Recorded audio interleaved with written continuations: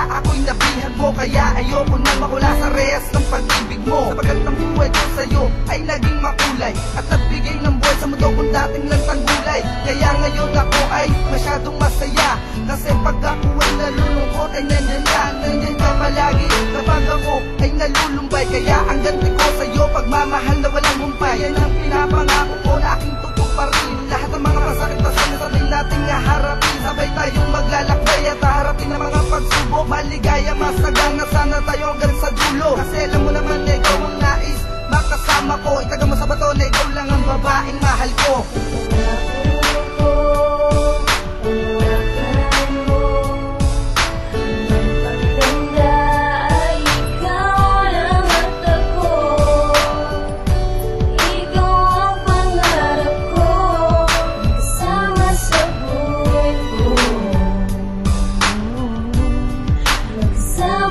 Maaari bang pakinggan mo lahat ng sasabihin ko?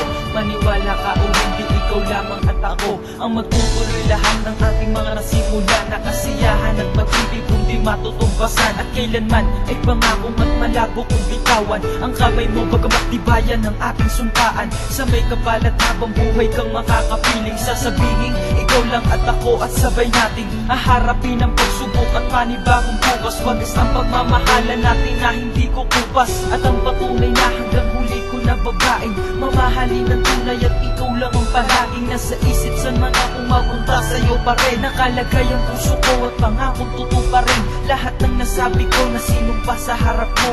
Mahal kita, mahal mo ko, ikaw lang at ako.